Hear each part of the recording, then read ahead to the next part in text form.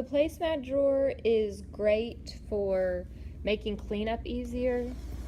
Um, if you're working with chalk pastel, try to find a chalk pastel-y one to work on, and paint or oil pastel you can do on one of these other ones.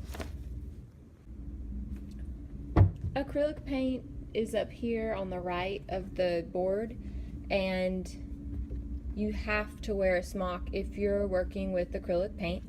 We have warm colors, cool colors. We have a large white and black.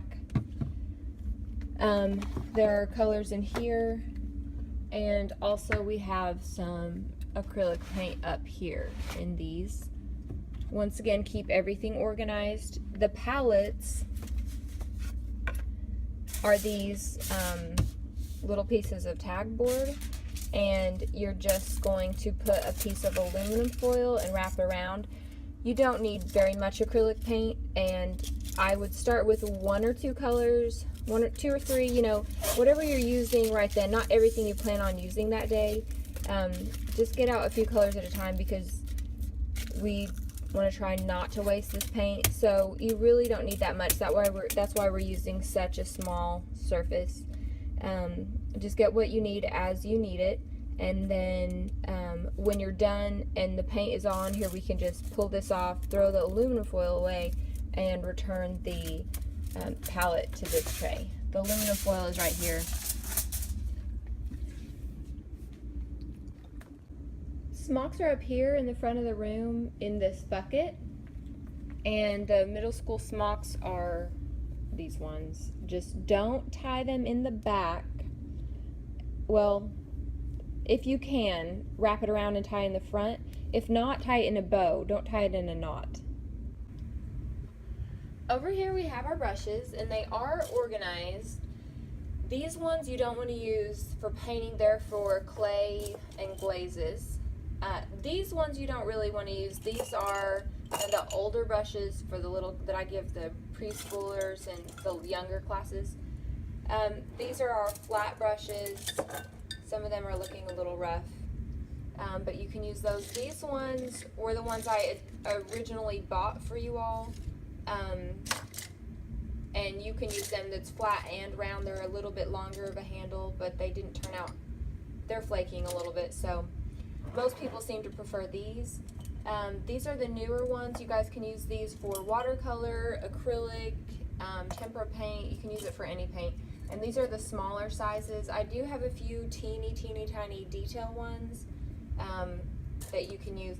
These are the specialty ones. There's just some different sizes that you can look for.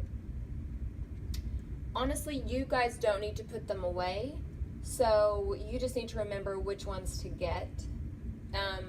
And the reason I don't want you guys to put them away is because I will find some that didn't, I mean, something might have spilled on this one, but this one looked like it didn't really get washed and put away. So we're gonna look at washing brushes. While you're getting your paint brushes, you can also choose your rinsing system. This is, I would really prefer for you all to do this. So grab a tray, grab a bucket for each table.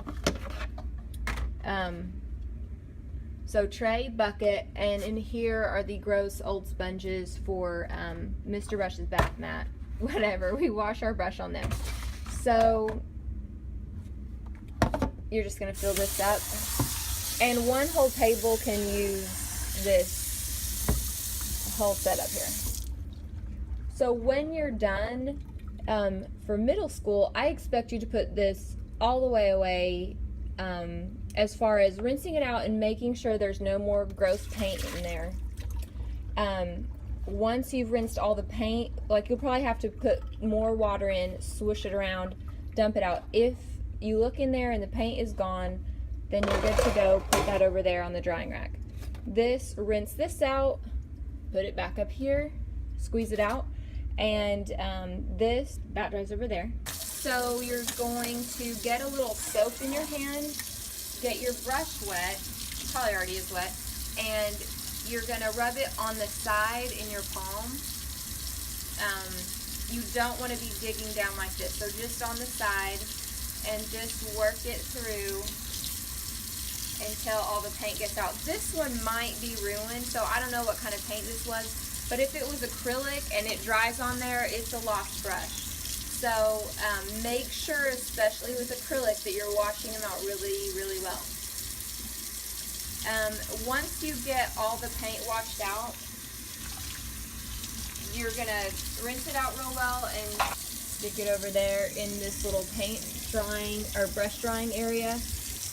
And that's all you have to do. Make sure that you're not leaving me anything dirty down in here, so I don't want to have to clean up after you guys. After you have painted, you need to wipe your table down. Unless you used a placemat and your table is completely clean, then you'll need to use either one of these wipes or one of these wipes from the cleanup bucket, which should be over here on this table, and if it's not on this table, then I might have put it over here on the clay table. But look for the cleanup bucket, wipe down your table.